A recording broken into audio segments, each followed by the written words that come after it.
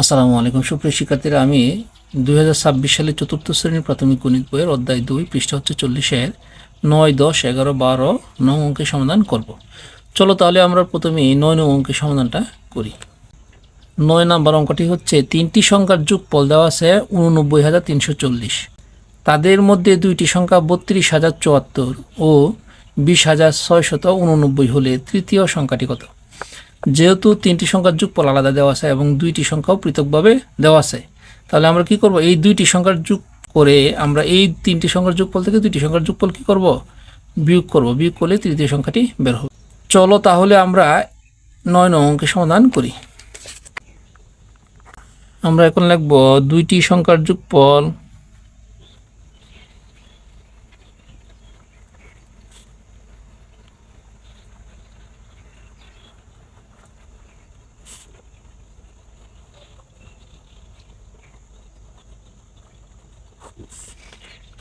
(32,074 যোগ 20,689)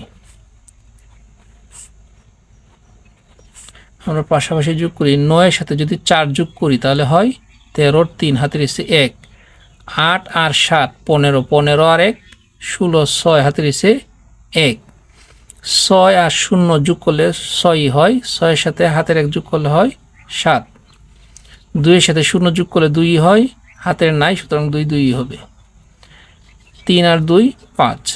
তাহলে আমরা দুইটি সংখ্যার যোগফল পাইলাম 52,763। এখন আমরা তিনটি সংখ্যার যোগফল থেকে দুইটি সংখ্যার যোগফল বিয়োগ করব। এখন আমরা লিখব তিনটি সংখ্যার যোগফল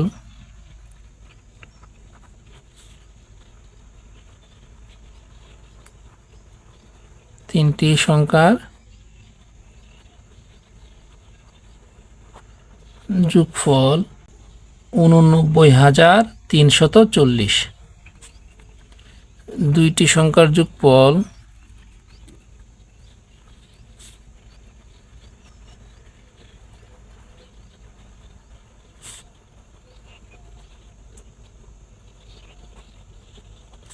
(52,763). এখন আমরা কি করব, বিয়োগ করলেই তৃতীয় সংখ্যাটি বের হবে। তাহলে লাগবে, সুতরাং তৃতীয় সংখ্যাটি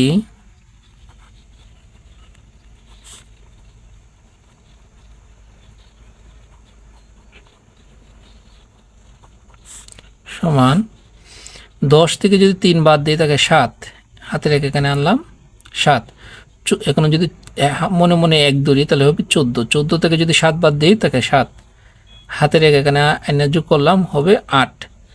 এখন আবার যদি এনে মনে মনে 1 ধরি 13, 13 থেকে যদি আমরা 8 বাদ দিই তাকে হলো 5। আমাদের এই হাতের এক যদি এখানে এনে যোগ করি 2 এর সাথে তাহলে 3 হবে, 9 থেকে যদি 3 বাদ দিই তাকে হলো 6। এখন 8 থেকে যদি 5 বাদ দিই তাকে হলো 3। তাহলে তৃতীয় সংখ্যাটি হচ্ছে 36,577। আশা করি তোমরা এই 9 নং অঙ্কের সমাধান বুঝতে পারছো। আমরা এখন 10 নং অঙ্কের সমাধান করব। শিমুল অপেক্ষা শ্যামলের 490 টাকা বেশি আছে, তাহলে শ্যামলে বেশি আছে, শিমুল অপেক্ষা 490 টাকা। সৈকত অপেক্ষা শিমুলের 502 টাকা কম আছে, অর্থাৎ সৈকত অপেক্ষা শিমুলের কম আছে কত, 502 টাকা। সৈকতের কাছে 980 টাকা আছে, তাহলে সৈকতের কাছে কত আছে, 980 টাকা। শিমুল ও শ্যামলের কাছে কত টাকা আছে? তিনজনের একত্রে মোট কত টাকা আছে? তাহলে দুইটা প্রশ্ন করছে, একটা হচ্ছে শিমুল ও শ্যামলের কত টাকা আছে, আর একটা প্রশ্ন হচ্ছে তিনজনের একত্রে মোট কত টাকা আছে। চলো তাহলে আমরা এই 10 নং অঙ্কের সমাধানটা করি। এই 10 নং অঙ্কের সমাধান করার ক্ষেত্রে যে জিনিসটা আমাদের খেয়াল রাখতে হবে, এই যে সৈকতের সাথে সম্পর্ক কিন্তু শিমুলের, তাহলে যেহেতু সৈকতের সাথে শিমুলের সম্পর্ক আছে তাহলে আমাদের আগে এই শিমুলের টাকাটা বের করতে হবে। তাহলে সৈকতের কাছে আছে, সৈকতের কাছে আছে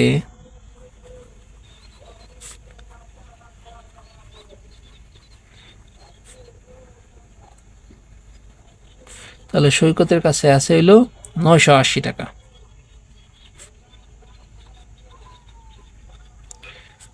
এখন সৈকত অপেক্ষা শিমুলের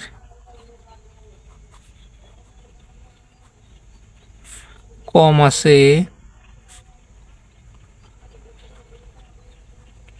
সৈকত অপেক্ষা শিমুলের কম আছে 502 টাকা।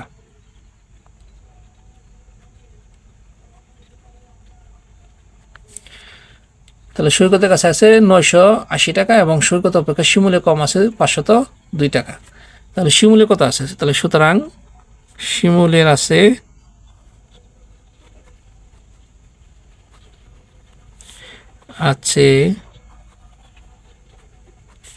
তাহলে যেহেতু 980 টাকা থেকে 502 টাকা কম আছে, তাহলে আমরা 980 থেকে 502 বিয়োগ করলেই শিমুলের টাকা বের হবে। তাহলে 980 বিয়োগ 502 টাকা। আমরা বিয়োগ করে দেখি, এখানে যদি 10 ধরি, 10 থেকে যদি 2 বাদ দিয়ে থাকে 8, হাতে রেখে এখানে আনলাম, 8 থেকে 1 বাদ দিলে থাকে 7, এখন 9 থেকে যদি 5 বাদ দিই তাহলে থাকে 4। 478 টাকা কার আছে? শিমুলের। এখন কথা হচ্ছে শিমুল অপেক্ষা শ্যামলের বেশি আছে কত? 490 টাকা। তাহলে শিমুল অপেক্ষা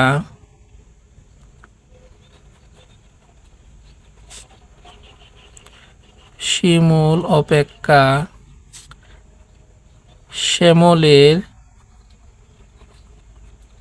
বেশি আছে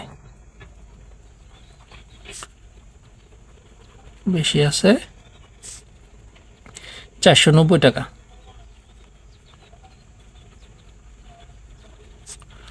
সুতরাং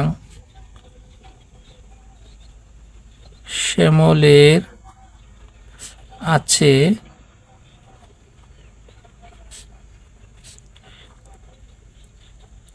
শিমুল অপেক্ষা শ্যামলের বেশি আছে 490 টাকা, অর্থাৎ শিমুলের যে টাকা আছে এই টাকা থেকে আরও 490 টাকা বেশি কার আছে? শ্যামলের। তাহলে শিমুলের এই 478 টাকার সাথে 490 টাকা যোগ করলে শ্যামলের টাকা বের হবে। তাহলে 478 যোগ 490 টাকা। তো আমরা যদি যোগ করি, 8-এর সাথে 0 যোগ করলে 8, 9-এর সাথে 7 যোগ করলে 16, 6 হাতের 1, 4 আর 4 8, 8 আর হাতের 1 9, 968 টাকা। সৈকতের কাছে আছে 980 টাকা, শিমুলের আছে 478 টাকা এবং শ্যামলের আছে 968 টাকা। প্রশ্নে আরেকটা প্রশ্ন হচ্ছে যে 3 জনের একত্রে মোট কত টাকা আছে? তাহলে আমরা এখানে লিখব, সুতরাং 3 জনের মোট আছে, 3 জনের মোট আছে 980 যোগ 478 যোগ 968 টাকা। তাহলে আমরা যদি এখন যোগ করি, 8-এর সাথে 8 যোগ করলে 16, 16-এর সাথে 0 যোগ করলে 16, 6 হাতে রয়েছে 1, 6 আর 7 13, 13 আর 8 হচ্ছে 13 আর 8 হচ্ছে 21, 21 আর হাতের 1 হচ্ছে 22, 22-এর 2 হাতে রয়েছে 2, 9 আর 4 13, 13 আর 9 হচ্ছে 22, 22 আর হাতের 2 আছে 24। তাহলে 3 জনের মোট টাকা আছে 2426 টাকা। তাহলে 3 জনের মোট টাকা হলো 2426 টাকা। প্রশ্নে ছিল শিমুল ও শ্যামলে কত টাকা আছে? তাহলে শিমুলে আছে 478 টাকা এবং শ্যামলে আছে 968 টাকা, আর 3 জনের মোট আছে 2426 টাকা। আশা করি তোমরা এই যে 10 নং অঙ্কের সমাধান করলাম, এই 10 নং অঙ্কের সমাধানটা বুঝতে পারছো। 11 নং অঙ্কের সমাধান করব। 11 নং অঙ্কে বলা আছে জাহিদ সাহেব 2,85,000 টাকা দিয়ে একটি জমি বিক্রয় করলেন। তিনি জমি রেজিস্ট্রেশন বাবদ 28,500 টাকা এবং গাছ লাগানো বাবদ 9,045 টাকা খরচ করলেন। কিছুদিন পরে তিনি জমিটি 4,10,675 টাকায় বিক্রি করেন। তার কত টাকা লাভ হবে? এখন আমরা কি করব, এই জাহিদ সাহেব যে জমি কিনছেন এবং গাছ লাগাইছেন এবং হচ্ছে জমি রেজিস্ট্রেশন বাবদ খরচ করছেন, এই 3টা টাকা আমরা একত্রে যোগ করব। তাহলে যোগফল যে হবে, এই যোগফলটা কি করব, উনি যে জমিটা বিক্রি করছেন এই বিক্রি বাবদ টাকা থেকে আমরা ওই যোগফলটা যদি বিয়োগ করি তাহলে তিনি কত টাকা লাভ করছেন সেটা বের হবে। চলো তাহলে আমরা এখন 11 নং অঙ্কের সমাধান করি। জাহিদ সাহেব সাহেব জমি ক্রয় করেন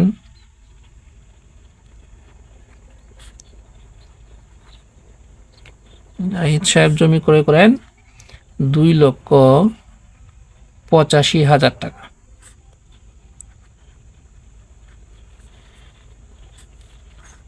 রেজিস্ট্রেশন করেন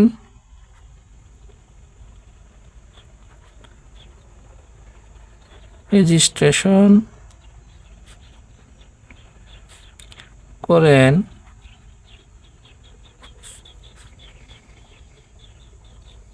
28,500 টাকা।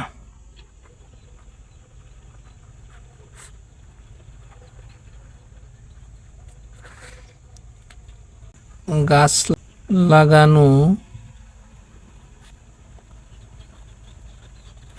বাবদ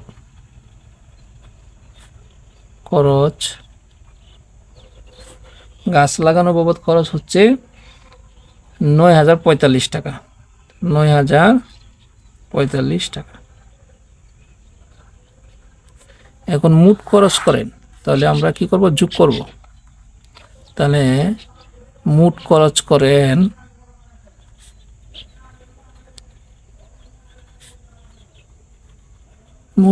করেন হচ্ছে 5-এর সাথে 0 যোগ করলে 5, 4-এর সাথে 0 যোগ করলে 4, 5-এর সাথে 0 যোগ করলে 5, 9 আর 8 17, 17 আর 5 হচ্ছে 22, 22-এর 2 হাতে রয়েছে 2, 8 আর 2 10, 10 আর 2 12, 2 হাতে রয়েছে 1, 2 আর হাতের 1 3। তাহলে উনি মোট খরচ করেন 3,22,545 টাকা। এখন কথা হচ্ছে উনি জমি বিক্রি করছেন কত টাকা, এটা লিখবো। তে জাহিদ সাহেব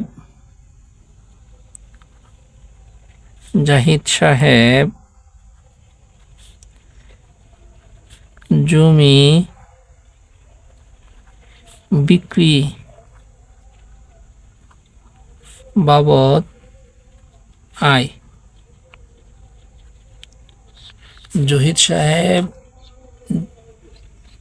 জমি বিক্রি বাবদ আয় হচ্ছে 4,10,675 টাকা। জাহিদ সাহেব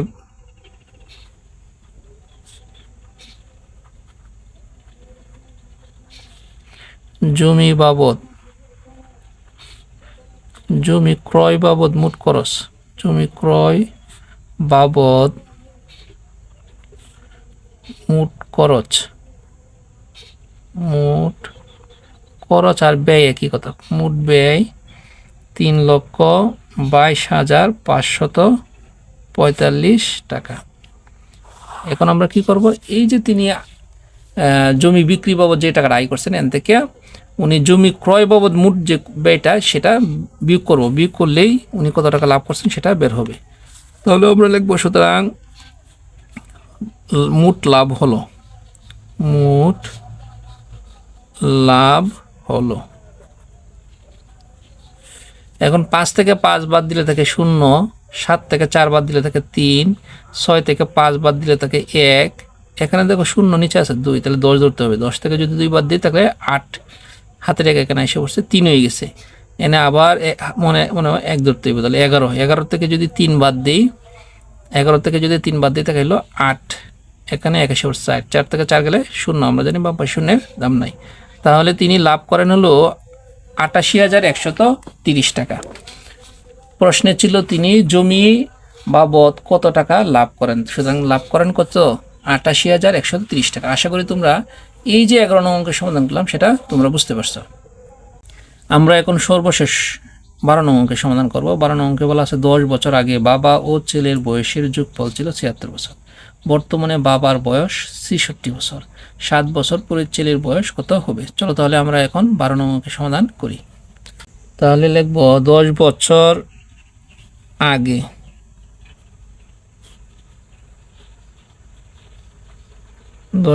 আগে বাবা ও ছেলের বয়সের যোগফল যোগফল ছিল ৭৬ বছর। তাহলে 10 বছর আগে বাবা ও ছেলের বয়সের যোগফল ছিল ৭৬ বছর। তাই সুতরাং বর্তমানে বাবা ও ছেলের বয়সের যোগফল ৭৬ যোগ 10 যোগ 10 বছর। এখন প্রশ্ন হচ্ছে আমরা ৭৬-এর সাথে 2 বার 10 যোগ করলাম কেন? কারণ বর্তমানে যদি বাবা ও ছেলের বয়সের যোগফল নির্ণয় করি তাহলে বাবারও 10 বছর বাড়বে, তাহলে ছেলেরও 10 বছর বাড়বে। এর জন্য 10 এবং 10 2 বার যোগ করছি। আশা করি বুঝতে পারছো। তাহলে ৭৬-এর সাথে যদি আমরা 10 আর 10 20 যোগ করি তাহলে কত হইতেছে? 6-এর সাথে 0 যোগ করলে 6, 7 আর 1 8, 8 আর 1 9, তাহলে 96 বছর। তাহলে বর্তমানে বাবা ও ছেলের বয়সের যোগফল হল 96 বছর। বর্তমানে বাবার বয়স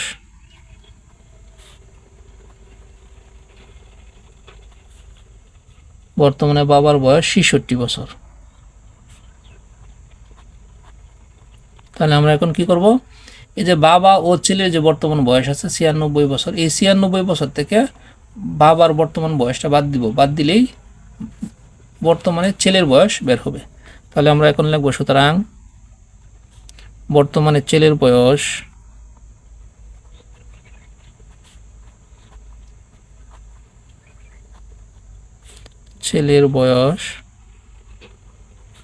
কি করব? 96 থেকে 66 বাদ দিব। তাহলে 96 বিয়োগ 66, 6 থেকে 6 বাদ দিলে থাকে 0, 9 থেকে 6 বাদ দিলে থাকে 3, 30 বছর। তাহলে আমরা বর্তমানে ছেলের বয়স কত পাইলাম? 30 বছর। এখন প্রশ্ন হচ্ছে 7 বছর পর ছেলের বয়স কত হবে? তাহলে 7 বছর পরে অবশ্যই 7 বছর বেশি হবে, অর্থাৎ যোগ করতে হবে। তাহলে আমরা লিখব 7 বছর পরে 7 বছর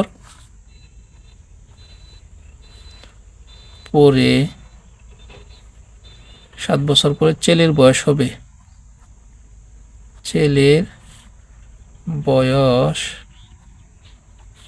হবে এই 30-এর সাথে 7 যোগ করব, 30 যোগ 7 বছর। তাহলে 30-এর সাথে 7 যোগ করলে কত হয়? 37 বছর। প্রশ্নে ছিল 7 বছর পর ছেলের বয়স হতো, তো 7 বছর পর ছেলের বয়স হচ্ছে 37 বছর। আশা করি তোমরা এই যে 12 নং অঙ্কের সমাধানটা করলাম, এই 12 নং অঙ্কের সমাধানটা তোমরা বুঝতে পারছো। সুপ্রিয় শিক্ষার্থীরা, আজকে এই পর্যন্তই। আমার ভিডিওগুলো যদি তোমাদের ভালো লেগে থাকে তাহলে অবশ্যই আমার চ্যানেলটি সাবস্ক্রাইব করে আমার পাশে থাকবা। সকলকে ধন্যবাদ। আসসালামু আলাইকুম।